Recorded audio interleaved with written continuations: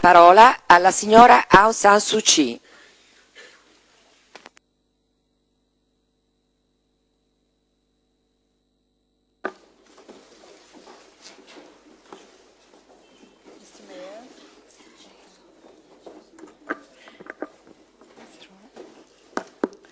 Mr. Mayor, members of the City Council, and distinguished guests and friends, it is a great honor and a pleasure for me today to be among you. To be a citizen of a city is to partake of its spirit, and the spirit of Turin is generosity. The spirit of all the cities in Italy which have offered me a part of their life is generosity. Generosity towards somebody from a far-off land, quite different from your own, but who is struggling for the same values in which you believe. It is of great pride to me to be able to say for my people that we thank you and we appreciate all that you have done. We are not yet at the end of the road that we started traveling almost 3 decades back. We are not yet at the end of the road, but we are convinced that we will get there through our own efforts and through the support of our friends. During lunch, one of the guests asked me if I thought that we would succeed in what we have been doing.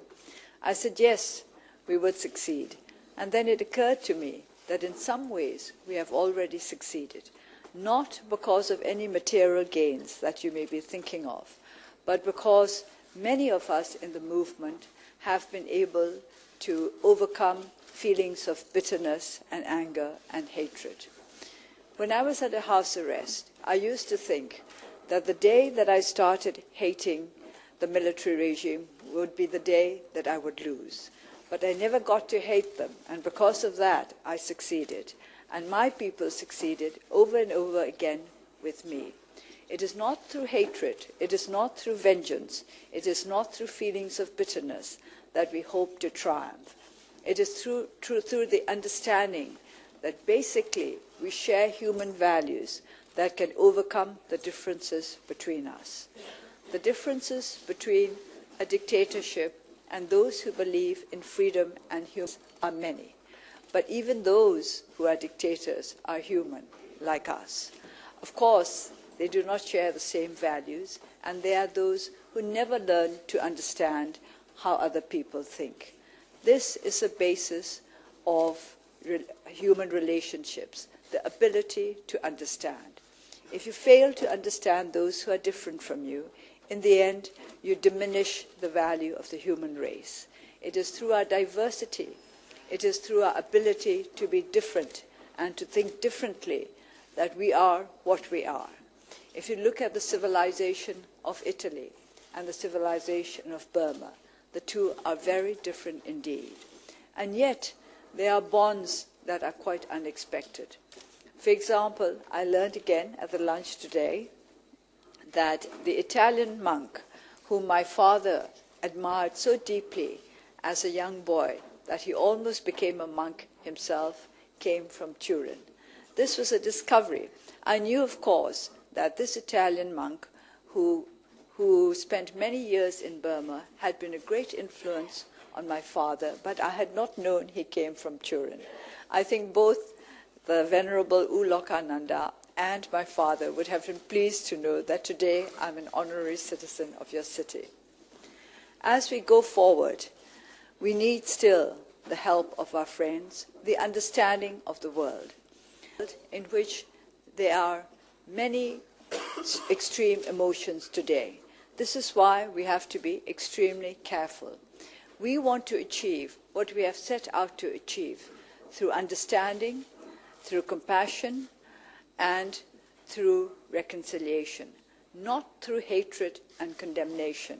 I have never believed in condemning people.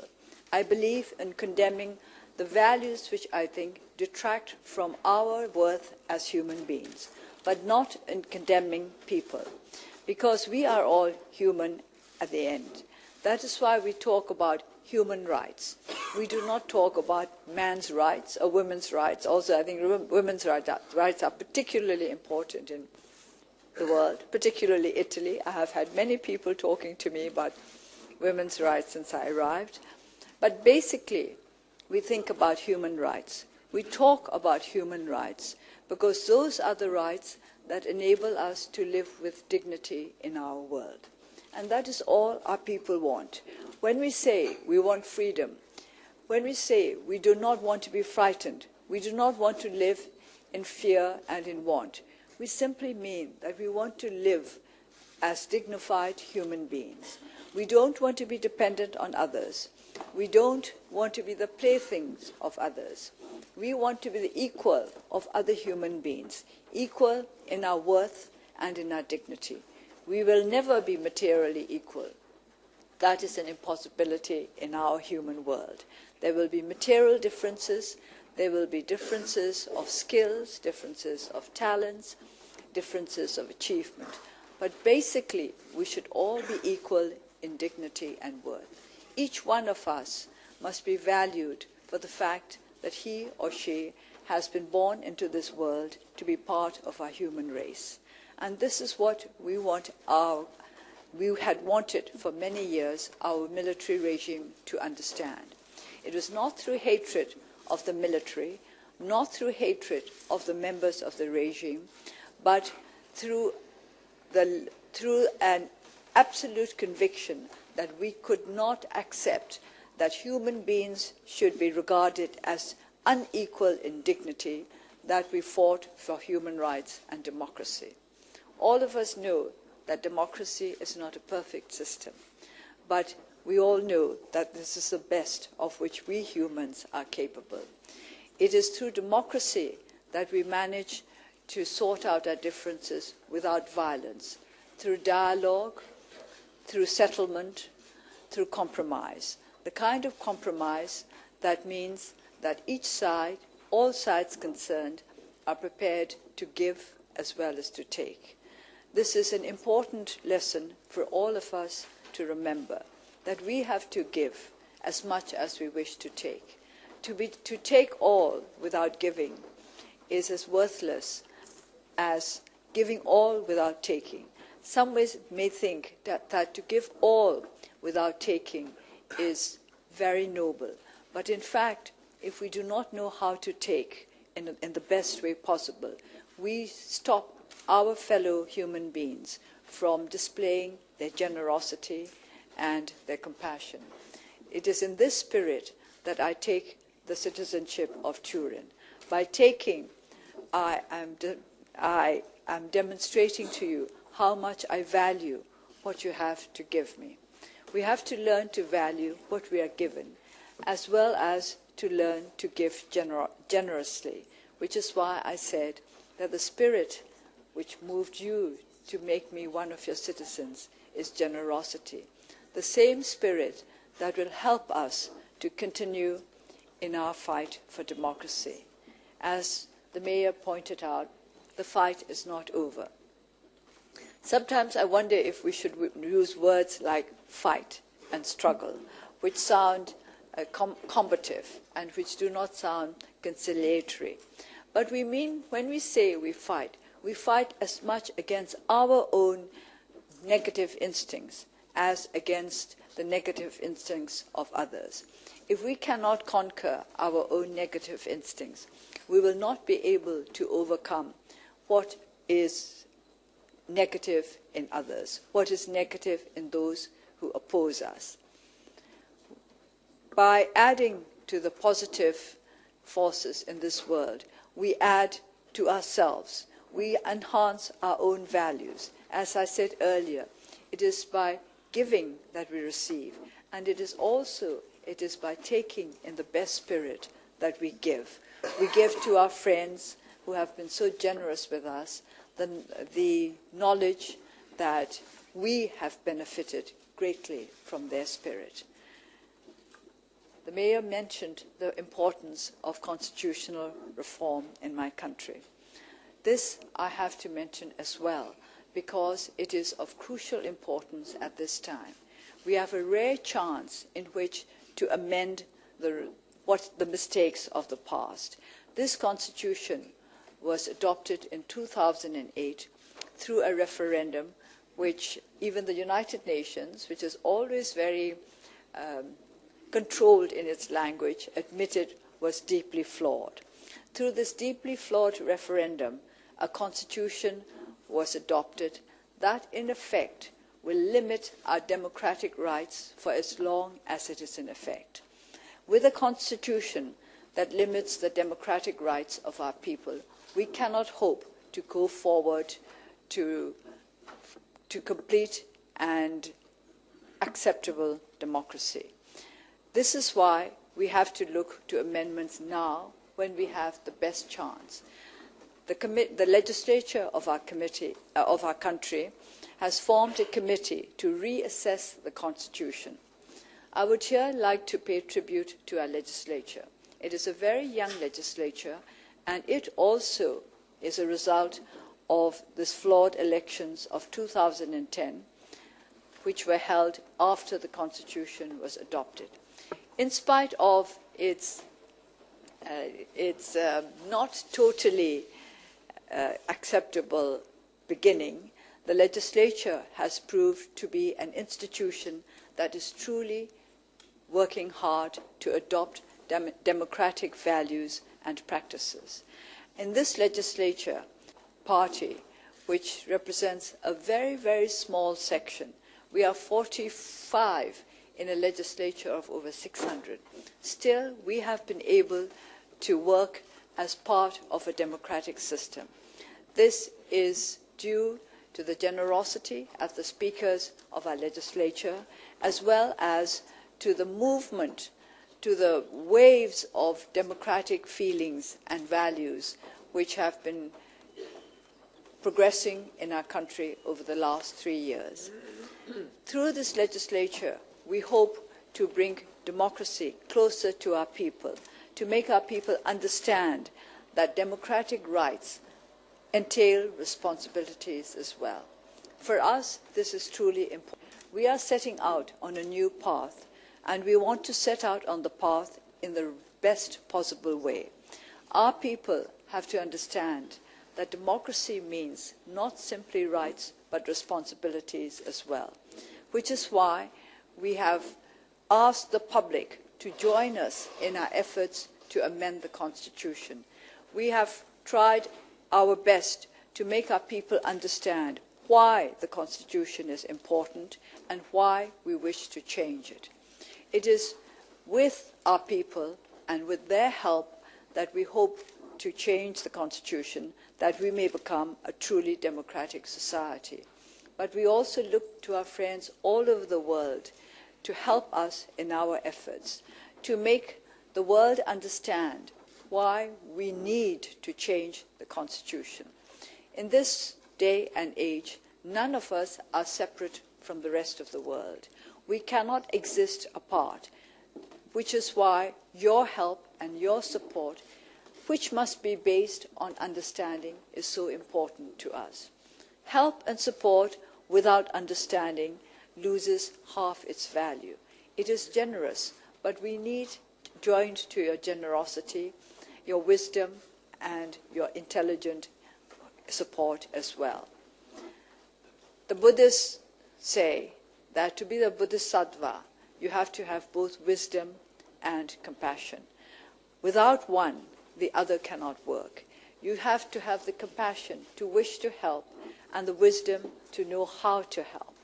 So when we appeal to our public, as well to our friends all over the world to support us, we would wish them to support us not just with compassion, but also with wisdom, by recognizing what our needs truly are and how our needs are linked to the needs of the rest of the world.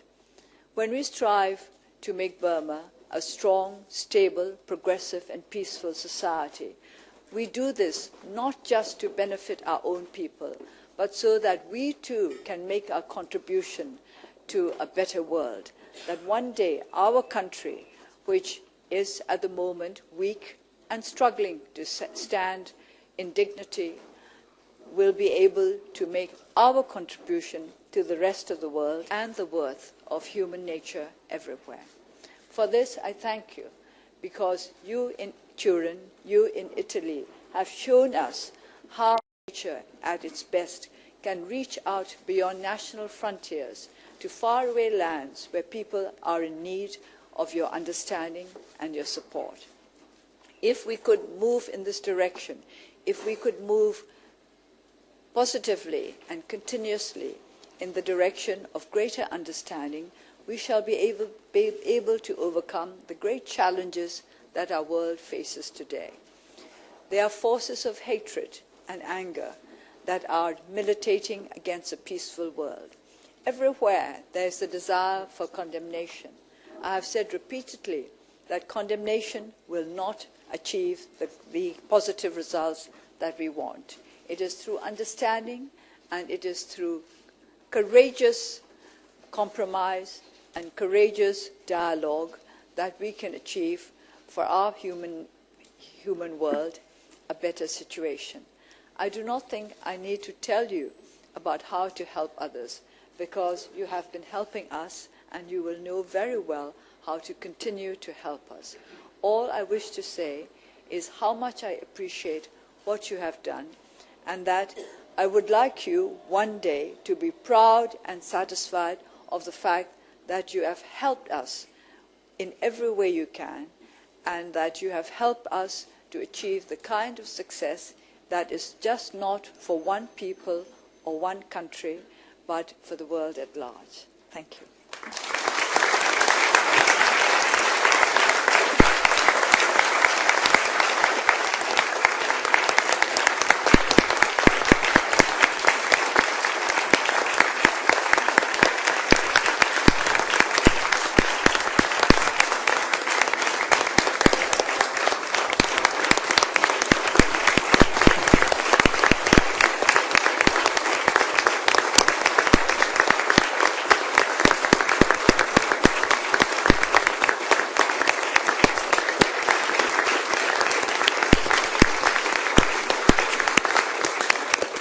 Signor Sindaco, signore e signori, cari ospiti, è un grande onore per me essere qui quest'oggi in questo posto ed essere accolta come concittadina di Torino.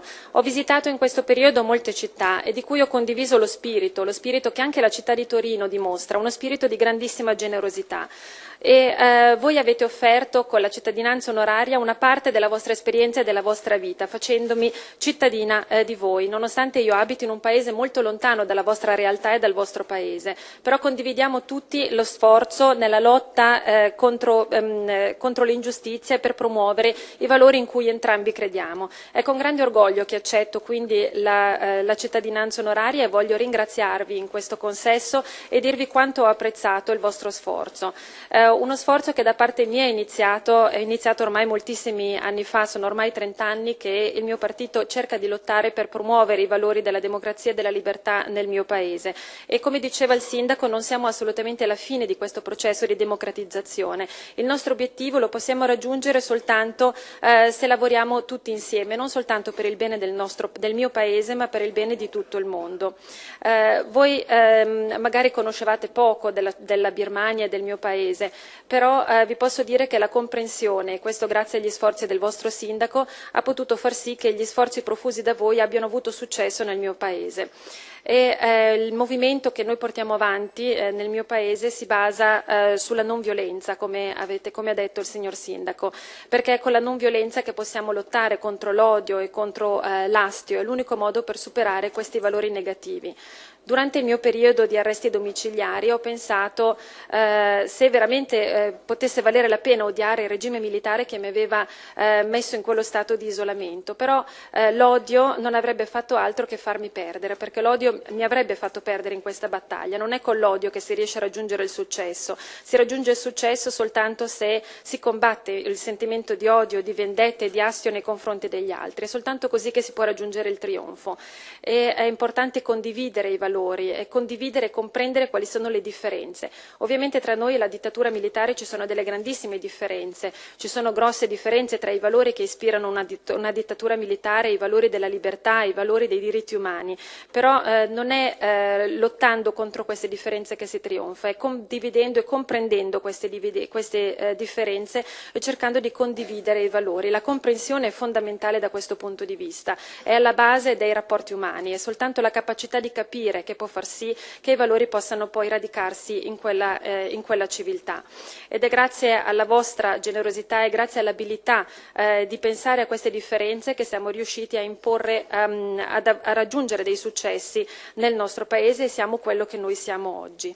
La civiltà italiana e la civiltà birmana sono profondamente diverse tra di loro, però ci sono dei legami inaspettati che possono sicuramente essere sorprendenti. Io ad esempio ho imparato che un monaco italiano che mio papà amava moltissimo e che ha ispirato moltissimo di mio papà veniva addirittura da Torino e questo per me è stata una grandissima sorpresa. Penso che se loro vivessero ancora oggi e sapessero che io sono diventata cittadina onoraria di Torino sarebbero ancora più contenti.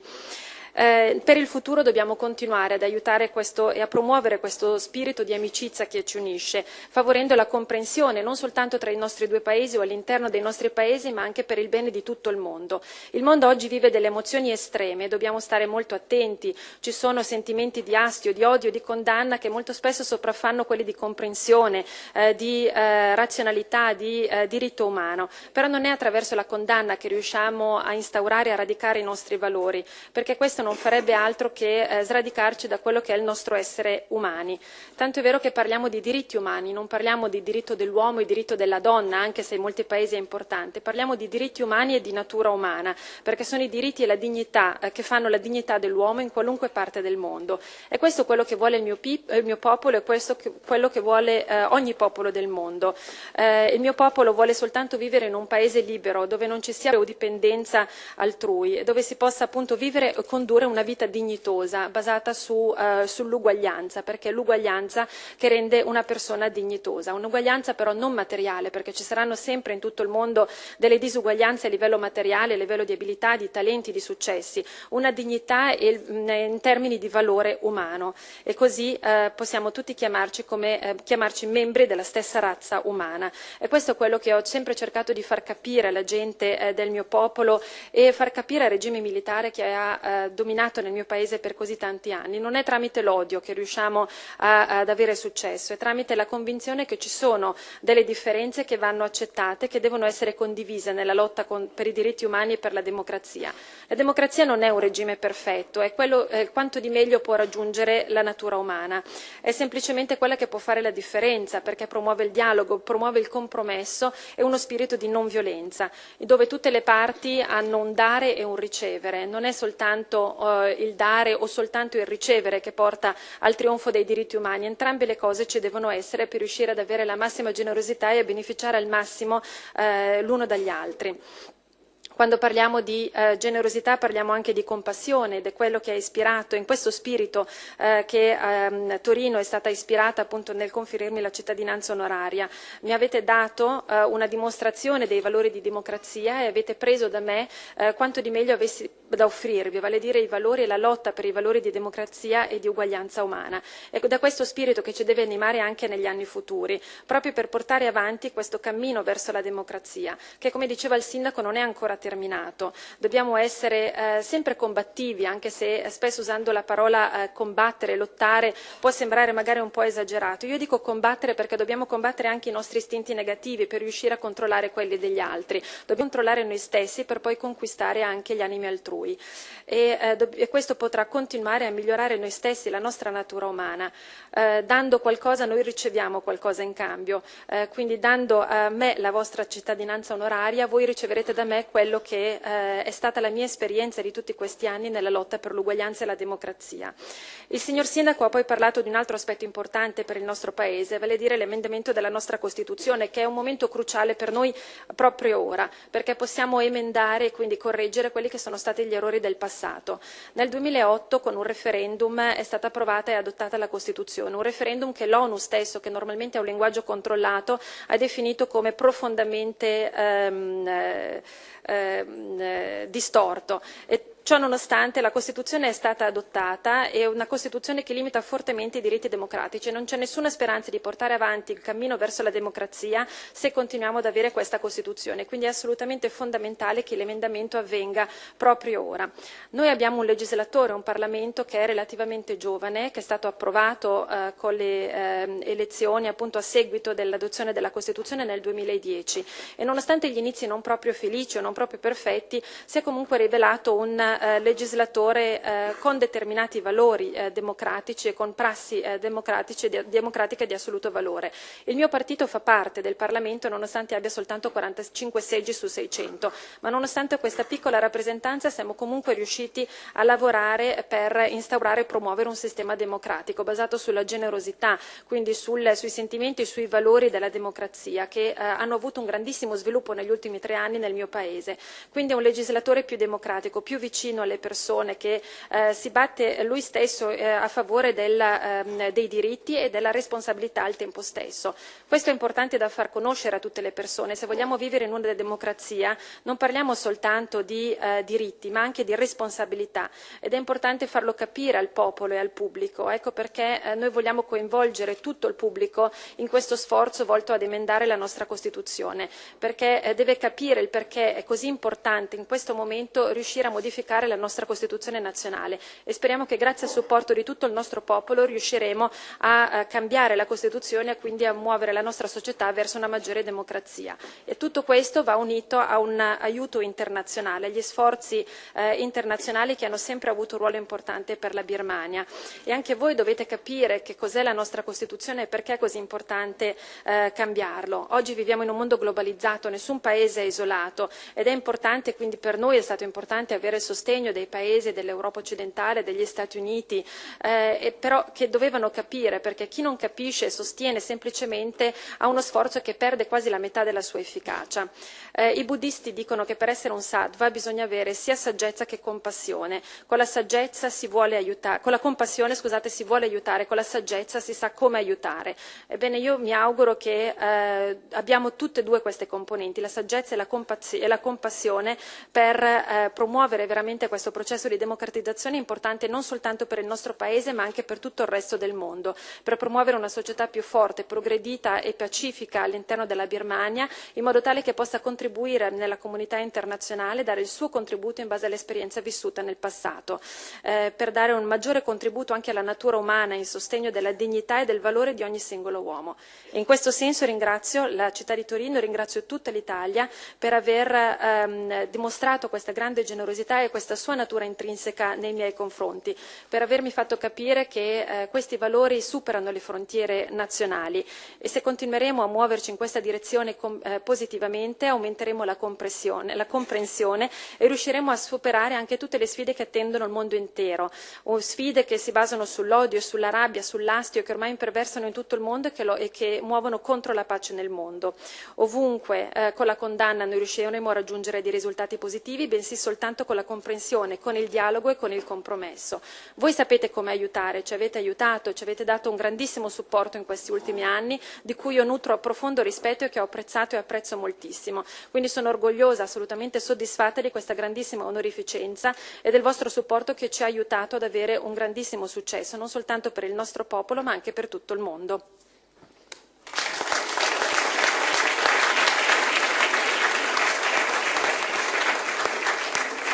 Il sindaco Piero Fassino e il presidente del Consiglio Comunale Giovanni Maria Ferraris consegnano ora la targa e la pergamena della città a Aung San Suu Kyi.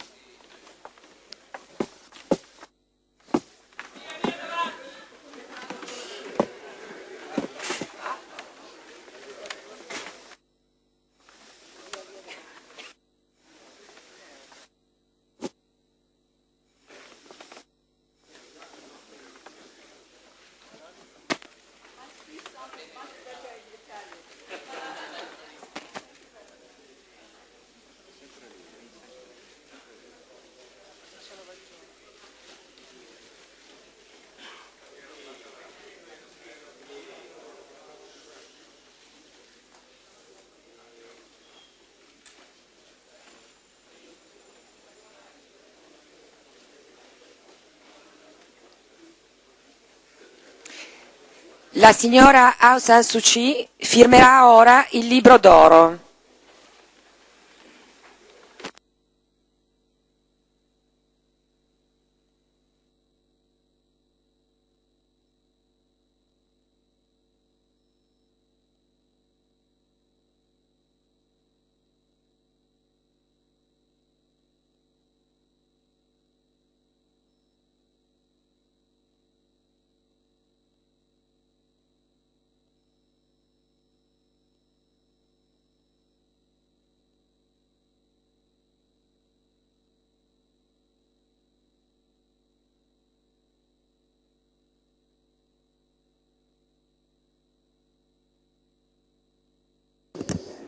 La cerimonia in onore di Aung San Suu Kyi è terminata. Vi ringrazio tutti per la presenza. Buon pomeriggio.